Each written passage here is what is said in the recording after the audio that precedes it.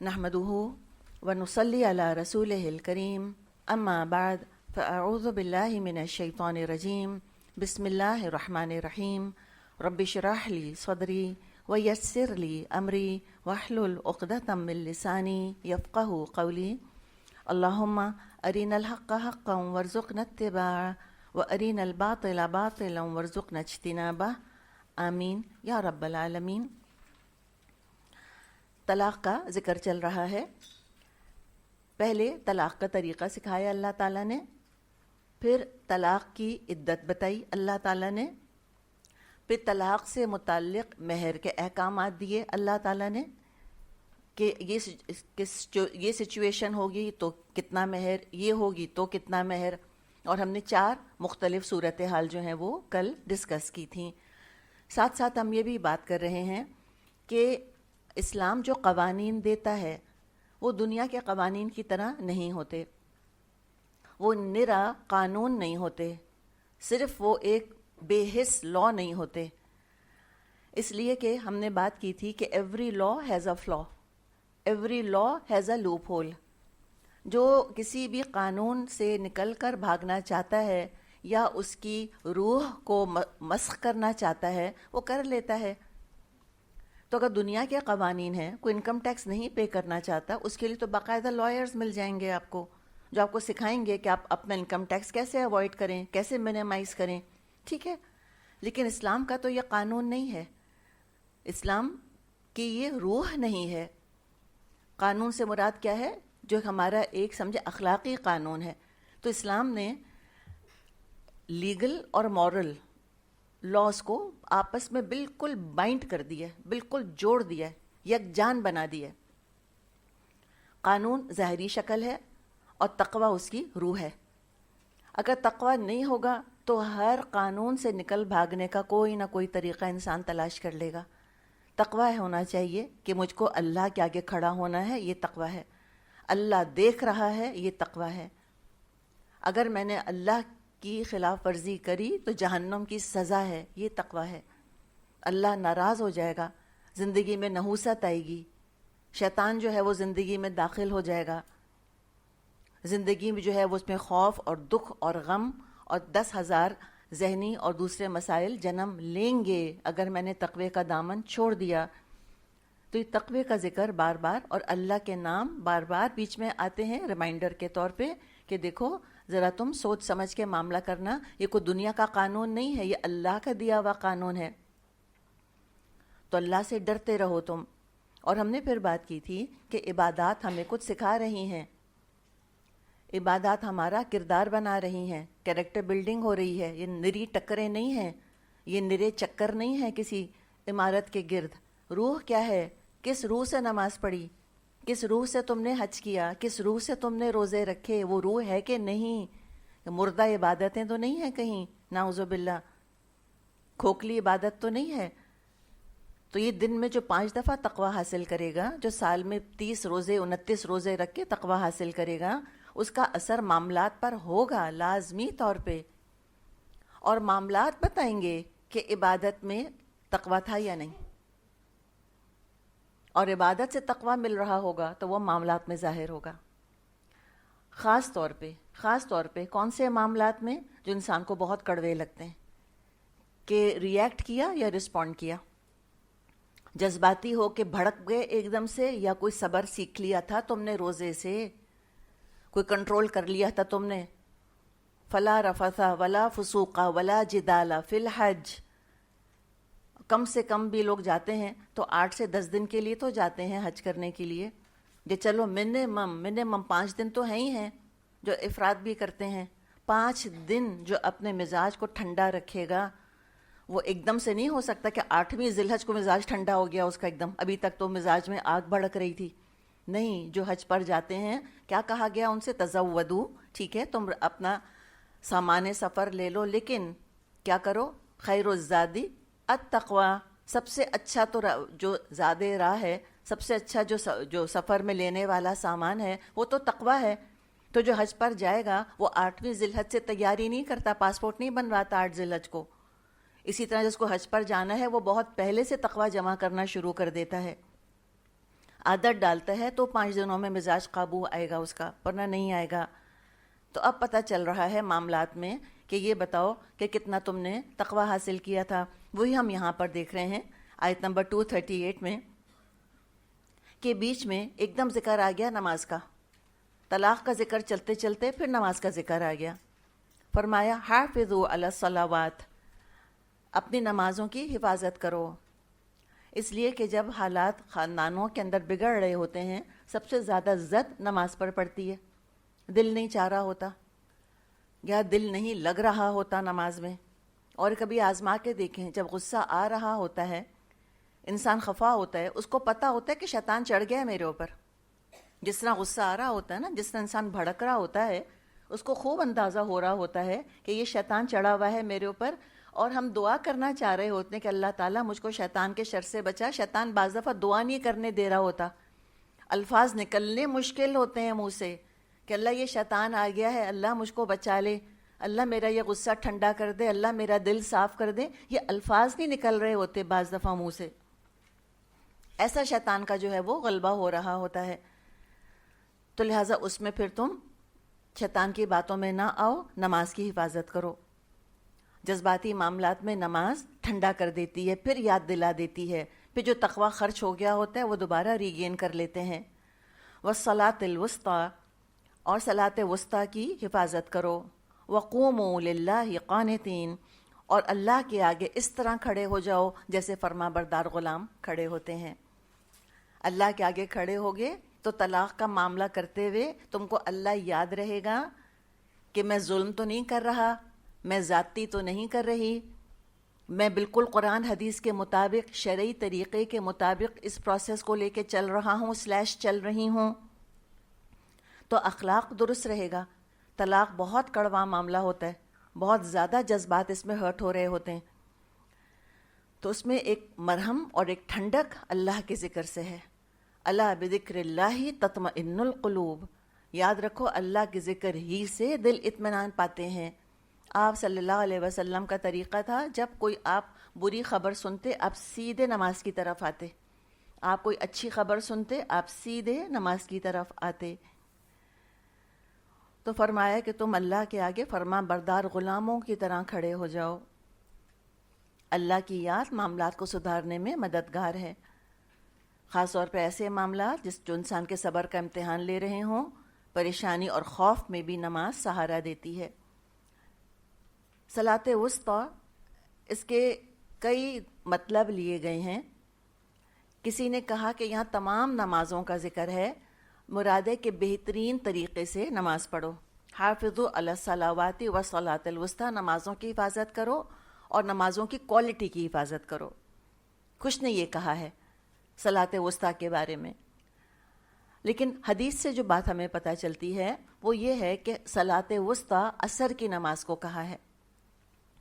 جنگ احزاب کے موقع پہ نبی اکرم صلی اللہ علیہ وسلم اور آپ کے صحابہ رضی اللہ عنہم جنگ میں مصروف تھے۔ ایک دن دشمن کا سخت حملہ اس دن ہو گیا، اور حملہ اتنا سخت ہوا کہ عصر کی نماز کا وقت نہیں ملا، اتنا شدید حملہ تھا۔ آپ صلی اللہ علیہ وسلم نے بعد میں فرمایا، اللہ ان کی قبروں کو آگ سے بھر دے جنہوں نے ہماری صلاۃ وسطیٰ قضا کروا دی۔ تو اس حدیث کی روشنی میں صلاۃ وسطیٰ کا مطلب عصر کی نماز لیا گیا ہے، اور اللہ کے آگے فرما بردار غلاموں کی طرح کھڑے رہو۔ قنوت، قانتین، قنوت سے مراد یہاں پر خاموشی اور سکون ہے۔ بخاری میں حدیث ہے، زید بن ارقم رضی اللہ عنہ فرماتے ہیں، ہم نماز میں ایک دوسرے سے بات کر لیا کرتے تھے، یعنی کوئی ضروری بات ہو تو بولنے کی اجازت تھی۔ شروع دور میں جب شروع نماز فرض ہوئی تو نماز میں بول سکتے تھے، یہاں تک کہ یہ آیت نازل ہوئی تو ہمیں نماز میں خاموش رہنے کا حکم دے دیا گیا اور باتیں کرنے سے منع کر دیا گیا۔ یعنی ہم تو بعض دفعہ سمجھتے ہیں نا کہ جیسے ہم نماز پڑھتے ہیں ایز اٹ از ایسی ہی شروع ہوئی ہوگی، نہیں، پھر کیا ہے؟ ایولیوشن، ارتقاء۔ آہستہ آہستہ لوگوں کو روکا گیا اور آہستہ آہستہ ان کو اس نماز پر لایا گیا جس کی شکل آج ہمارے سامنے ہے۔ تو دو چیزیں پتہ چل رہی ہیں ہم کو قوموا للہ قانتین سے. ایک یہ کہ نماز میں قیام فرض ہے. اگر کوئی بیٹھ کے بھی نماز پڑھتا ہے کرسی پر تو اس کو چاہیے کہ جب وہ نیت کرے تو کھڑے ہو کے کرے. بعض دفعہ خواتین جب کرسی پر نماز یا حضرات کرسی پر بیٹھ کے نماز پڑھتے ہیں تو پھر وہ نیت بھی بیٹھ کر ہی باندھتے ہیں. اب جیسے کرسی پر بیٹھے ہیں نا، بعض دفعہ لوگ کہتے ہیں اللہ اکبر. کرنا کیا ہے؟ کھڑے ہو جائیں، پھر اللہ اکبر ایسے کہا، پھر رکوع کیا. جب سجدے کا وقت آیا تو پھر بیٹھ گئے. سجدہ کرنے میں عام طور پہ لوگوں کو مشکل ہوتی ہے نا، ورنہ لوگ چل پھر تو لیتے ہیں الحمدللہ. چلنا پھرنا تو لوگوں کے لیے اتنا ایشو نہیں ہوتا. تو بھرپور کوشش کرنی چاہیے کہ کھڑے ہو کر نماز کا آغاز کیا جائے. فرض نماز کے لیے ہے یہ پابندی کس کے لیے ہے؟ فرض نماز کے لیے ہے. اس میں ایکسیپشن کیا ہے کہ نماز کا وقت نکل رہا ہے اور کھڑے ہونے کی جگہ ہی نہیں ہے. بعض دفعہ کچھ سواریاں ایسی ہوتی ہیں کہ وہاں کھڑے نہیں ہو سکتے، گنجائش ہی نہیں ہے کھڑے ہونے کی، تو پھر بیٹھ کے پڑھ لیں اور جس طرح بھی ہو سکتی ہے نماز کو ادا کر لیں. یا کوئی اگر بالکل ہی ہینڈی کیپ ہے، کھڑا ہو ہی نہیں سکتا، ظاہر ہے وہ تو بیٹھ کر ہی پڑے گا. تو یہ کھڑے ہونے کی پابندی کس کے ساتھ ہے؟ فرض نماز کے ساتھ. اس میں بھرپور کوشش کرنی ہے کہ نیت کھڑے ہو کر ہی باندھی جائے. اور رکوع کے بعد چاہے تو گھٹنوں کا پرابلم ہے، صحت کا پرابلم ہے تو بیٹھ جائیں. تو لہٰذا قیام ضروری ہے. قوموا لکھا ہے اللہ نے. نمبر 2 اخلاص ضروری ہے. خشوع اور خضوع ضروری ہے نماز کے اندر. اس کی بھرپور کوشش کرنی چاہیے. جو طریقہ آپ کو سمجھ آئے اپنے آپ کو سمجھانے کا، اس سے اپنے آپ کو سمجھانے کی کوشش کریں تاکہ فوکس بس نماز میں رہے. یہ کہنا کہ مجھ سے تو فوکس نہیں ہوتا، کیوں نہیں ہوتا؟ یہ کیا بات ہوئی؟ ہم کوشش کر رہے ہیں. کیوں کوشش کر رہے ہیں؟ صرف جب کوشش کر رہے ہیں تو ہو کیوں نہیں گیا؟ ہم کہتے ہیں جی ہم کوشش کر رہے ہیں. بھی کب تک کوشش کریں گے؟ وہ کہتے ہیں نا کہ ڈونٹ ٹرائی ڈو اٹ. کوشش مت کرتے رہو، کر کے دکھاؤ.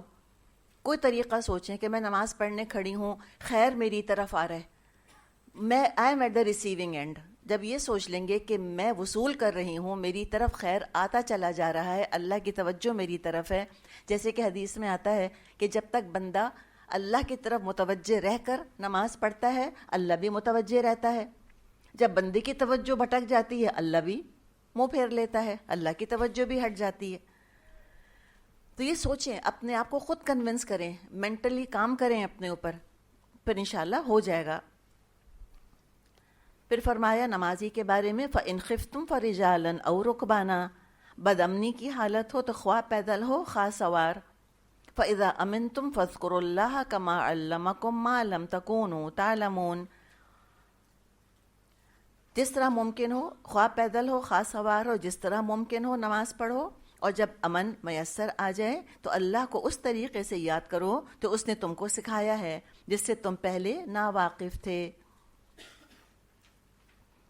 یعنی کہ اگر خوف ہے تب بھی نماز نہیں چھوڑ سکتے، چلتے چلتے نماز پڑھ لیں. امیجن کریں، یا رکبانن سوار ہیں کسی سواری پر. اب ظاہر سواری ہے، اونٹ ہے، گھوڑا ہے، یا بعض دفعہ آج کل کی جو سواریاں ہیں، ہماری گاڑی ہے یا جہاز ہے یا ٹرین ہے یا موٹر سائیکل یا کوئی اور، اس پہ کوئی کھڑا نہیں ہو سکتا اوبویسلی. تو جہاں بھی ہو، جس حال میں ہو، نماز ادا کرو. چلتے چلتے بھی نماز پڑھ لو. یہ تصور ہی نہیں ہے ہمارے ہاں کہ چلتے چلتے بھی نماز پڑھی جا سکتی ہے. اگر حالت خوف ایسی ہے تو نماز نہیں چھوڑنی. تو کیا ہم نے دیکھا کہ کھڑا ہونا ضروری ہے، ٹھیک ہے، الا یہ کہ شدید مجبوری ہے. تو شادی کے دن دلہن کو کیا شدید مجبوری ہوتی ہے؟ اور وہ کھڑی کیوں نہیں ہو سکتی؟ کپڑوں کے بوجھ سے یا زیور یا جھومر کے ہل جل جانے سے. مجھے بتائیں یہ کوئی ریزن ہے کہ اس کو نماز سے روک دیا جائے، یا یہ ہے کہ وہ کہے کہ میں تو کھڑے ہو کے نماز ہی نہیں پڑھ سکتی؟ تو سوچیں فرائض کا علم ہوگا. اور دیکھیں پری عین جب وہ دلہن بن کر بیٹھ گئی ہے نا، تب تو کوئی کچھ نہیں کہہ سکتا. وہ تو ابھی رونا شروع کر دیں گی، کوئی ٹچ ہی نہیں کر سکتا اس وقت تو کسی کو. یہ سب باتیں پہلے سے سکھانے کی ہوتی ہیں، پہلے سے جو ہے یہ مائنڈ میک اپ ہے. جو آپ ینگ لڑکیاں یہاں موجود ہیں، اللہ تعالیٰ آپ کو وہ دن دکھائے گا انشاءاللہ جب آپ کی شادیاں ہوں گی. تو یہ خود پتہ ہونا چاہیے لڑکی کو یہ باقی دنیا کا کام نہیں ہے کہ وہ کرسی پر بیٹھی تو دو لوگ آ کے پکڑ کے کھڑا کر دیں اس کو. یہ طریقے آپ کو پتہ ہے نہیں ہوتے, ایسے چلتا نہیں ہے معاملہ. خود کانشیس ہونے کی ضرورت ہے. تو یہاں تک نماز کا ذکر آیا. اب پھر دوبارہ سے جو موضوع چل رہا ہے اسی کی طرف رخ پھر گیا. فرمایا والذین یتوفون منکم ویذرون ازواجا وصیۃ لازواجہم متاعا الی الحول غیر اخراج فإن خرجنا فلا جناح علیکم فیما فعلنا فی انفسہن من معروف واللہ عزیز حکیم. تم میں سے جو لوگ وفات پائیں اور پیچھے بیویاں چھوڑ رہے ہوں ان کو چاہیے اپنی بیویوں کے حق میں یہ وصیت کر جائیں کہ 1 سال تک ان کو نان نفقہ دیا جائے اور گھر سے نہ نکالی جائیں. پھر اگر وہ خود نکل جائیں تو اپنی ذات کے معاملے میں معروف طریقے سے جو کچھ کریں اس کی ذمہ داری تم پہ نہیں ہے. اللہ سب پر غالب, اقتدار رکھنے والا, حکیم اور دانا ہے. تو یہاں پر بیوہ کی بات کی جا رہی ہے کہ اگر کوئی شخص مر گیا تو وہ اپنے گھر والوں کو ترغیب دے دے کہ بھئی اس کو 1 سال تک تم ذرا سپورٹ کر لینا, خیال کر لینا, گھر سے نہ نکالنا. تو یہ میت کے جو اولیاء ہیں ان کے لیے ترغیب ہے کہ عورت کی دلجوئی کی خاطر, اس لیے کہ ابھی شوہر اس کا مرا ہے, اب ایک دم گھر سے بھی نکال دیا جائے اس کو, جہاں ساری یادیں ہیں, جہاں سے ایسوسیشن ہے. بعض دفعہ لوگ 30 سال 50 سال ایک گھر میں رہے ہوتے ہیں, تو وہ ایک ٹراما اس پر گزرا ہے, اب دوسرا ٹراما اس پر یہ ڈال دیا جائے کہ فوراً اس سے گھر چھوڑوا دیا جائے. یہ انسانیت نہیں ہے. یہ دیکھیں اخلاق ہیں سارے, یہ سب اخلاق سکھایا جا رہا ہے. رحم دلی ہونی چاہیے, انسانیت ہونی چاہیے, کوئی ہیومین طریقہ ہوتا ہے ایسے معاملات کو ڈیل کرنے کا. نرا قانون نہیں ہے, خشک قانون. انسانی جذبات کا بھی لحاظ اور اس کے اندر خیال رکھا گیا. تو اب وہ عورت ہے, اب وہ اپنے میاں کے گھر میں ہے, تو اس کی دلجوئی کے لیے مرنے والے سے اظہار محبت اور خلوص کے طور پہ عدت سے بڑھ کر 1 سال شوہر کے گھر میں رہنے دیں, تو وہاں اس کو چھوڑ دیں. لیکن اگر وہ سمجھتی ہے کہ نہیں اب میں چلی جاتی ہوں, تو پھر نہ روکیں اس کو.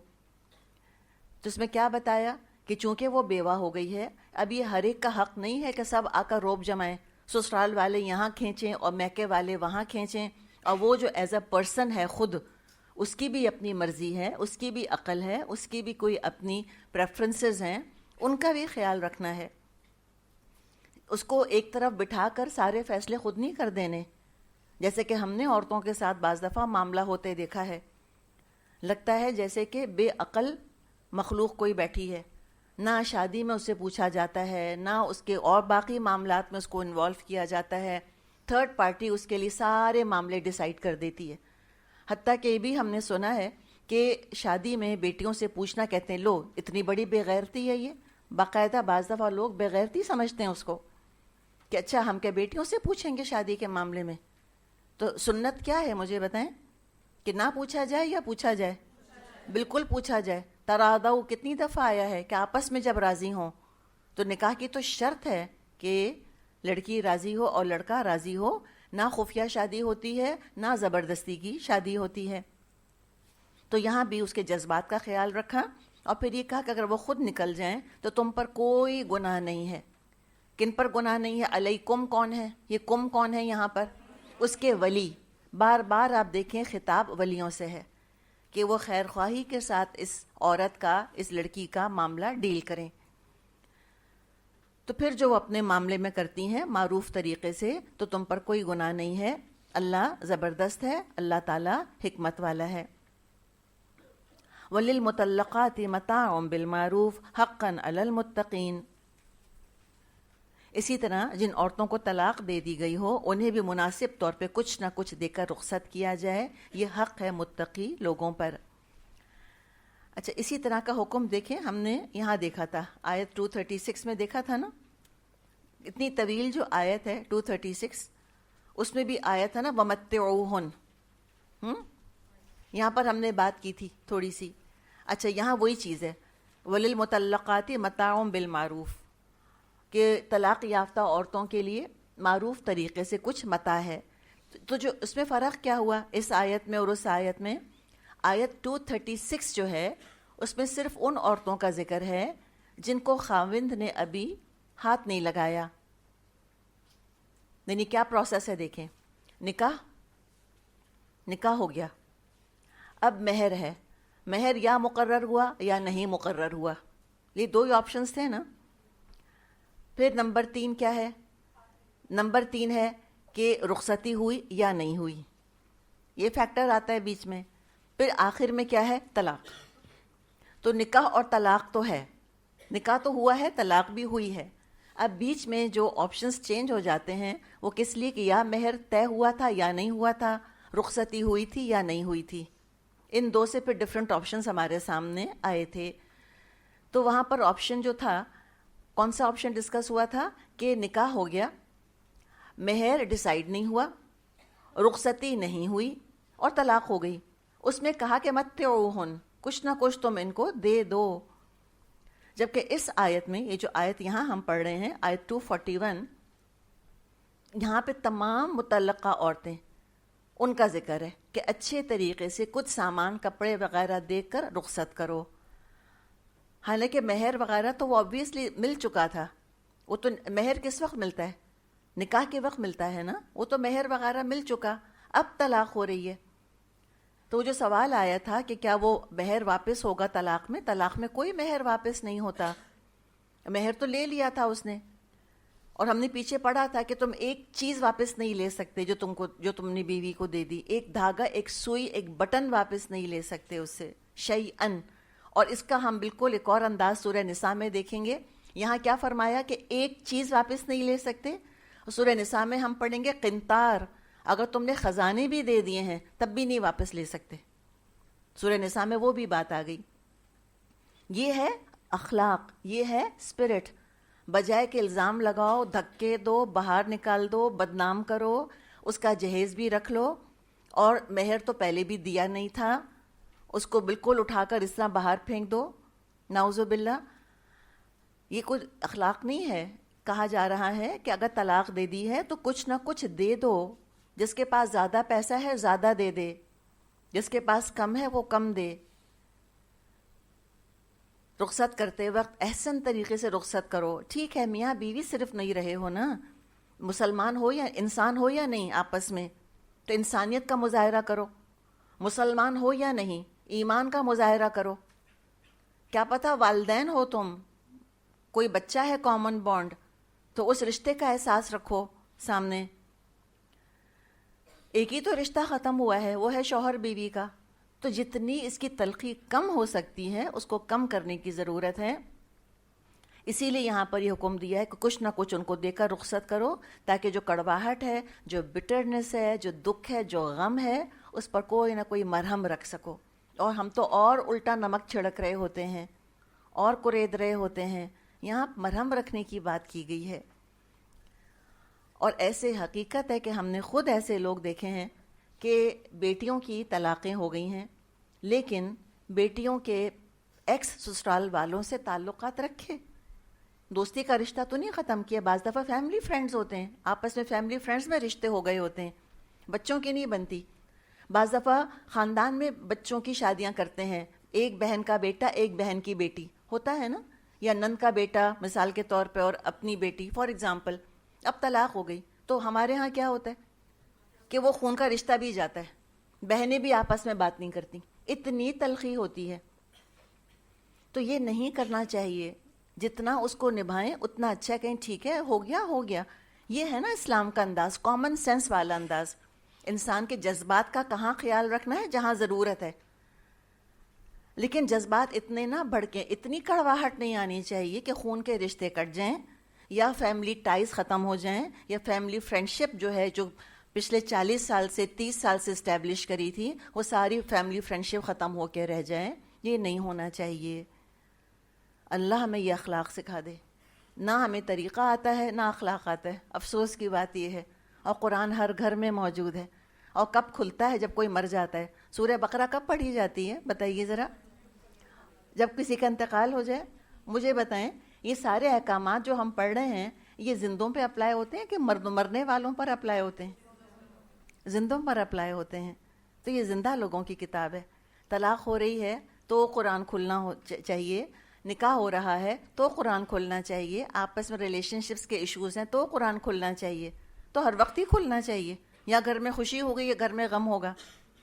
کتنے محروم ہیں وہ کہ یہ اتنا زبردست کاؤنسلر موجود ہے, اور وہ پتہ نہیں لاکھوں روپے لوگ بعض دفعہ کاؤنسلنگ پہ خرچ کرتے ہیں, یا کاؤنسلنگ کی بھی ضرورت محسوس نہیں کرتے. تو اللہ تعالیٰ مجھ کو اور آپ کو بھی توفیق دے کہ ہمارے خاندانوں میں اگر کوئی ایسا معاملہ ہو تو پھر ہم ٹھنڈا کرنے والے ہوں, ہم تقوی سکھانے والے ہوں, ہم تقوی سے کام کرنے والے لوگ ہوں. فرمائے کذالک یبین اللہ لکم آیاتہ لعلکم تعقلون. اسی طرح اللہ اپنے احکام تم کو صاف صاف بتاتا ہے تاکہ تم لوگ عقل سے کام لو. قرآن عقل سکھانے آیا ہے, تمیز سکھانے آیا ہے. جن لوگوں نے قرآن نہیں پڑھا وہ سمجھتے ہیں قرآن میں صرف جنت, صرف جہنم, صرف نماز, صرف پردہ, صرف سچ بولو ورنہ جہنم میں چلے جاؤ گے. لوگ سمجھتے ہیں خالی یہی لکھا ہوا ہے. قرآن کا تو موضوع ہے انسان کی زندگی, کہ انسان کی زندگی کو کیسے بہتر سے بہتر بنایا جا سکتا ہے. اسٹینڈرڈ آف لائف نہیں بڑھاتا قرآن, نہ انٹرسٹیڈ ہے قرآن اسٹینڈرڈ آف لائف میں. اسٹینڈرڈ آف لیونگ میں کوئی انٹرسٹیڈ نہیں ہے قرآن, یہ کوالٹی آف لائف میں انٹرسٹیڈ ہے کہ تمہاری کوالٹی آف لائف کیسی ہے. یہ بڑھاتا ہے, اس کو سجاتا ہے, اس کو سنوارتا ہے. مامڈک پکتھول, شاید آپ نے نام سنا ہو, انہوں نے اپنی کتاب میں لکھا ہے کہ قرآن جو ہے یہ چیزوں کو نہیں سجاتا, اس کو زینت کا کوئی اتنا زیادہ شوق نہیں ہے, یہ انسان کی زندگی کے معیار کو سجا دیتا ہے, ایک طرح سے زندگی کی کوالٹی اچھی کر دیتا ہے, وہ بہت خوبصورت ہو جاتی ہے الحمدللہ. تو انسانی جذبات کا بہت زیادہ قرآن نے خیال رکھا ہے کہ وہ بہت وہ بہت ڈیمیج نہیں ہونے چاہیے, ورنہ شخصیات ٹوٹ پھوٹ جاتی ہیں, کرش ہو جاتی ہیں, کچل جاتی ہیں شخصیات. بہت زیادہ غم پڑے, بہت زیادہ ٹراما ہو, یا کوئی اور ایسے حالات ہوں, کوئی مظلوم بن کر رہ رہا ہو, تو شخصیت پر بہت برا اثر ہوتا ہے, نفسیاتی طور پہ بہت برا اثر پڑتا ہے انسان کے. اور جو شخص نفسیاتی طور پہ ٹوٹ گیا ہے, سائیکولوجیکلی جو کرش ہو گیا ہے, بعض دفعہ وہ کسی قابل نہیں رہتا, وہ یوزفل ہیومن بینگ نہیں رہتا بیچارہ. لاکھ اس کے اندر صلاحیتیں ہوں, لاکھ اس کے اندر ٹیلنٹس ہوں, سارے کے سارے بند ہو کے اور دب کر رہ جاتے ہیں, اس لیے کہ ذہن اس کا جو ہے وہ معاف ہو چکا ہوتا ہے. تو اسلام چاہتا ہے کہ ہم مینٹلی اور ایموشنلی ہیلدی رہیں, سائیکولوجیکلی ہم ہیلدی رہیں. ہمارے اندر اتنی اسٹرینتھ ہونی چاہیے کہ زندگی کے نرم گرم حالات کو برداشت کر لیں, سپرفیشلی برداشت کر لیں, اس کو ڈیپ ڈاؤن ڈیمیج نہ کریٹ کرنے دیں. irrevocable ڈیمیج نہیں کرنا چاہیے ان چیزوں کو, نہ اس عورت کو جس کو طلاق ہو رہی ہے, نہ وہ مرد جو طلاق دے رہا ہے, اور نہ اس کے متعلقین جو خاندان میں موجود ہوتے ہیں. چلے الحمدللہ ہمارا رکوع مکمل ہوا یہاں پر.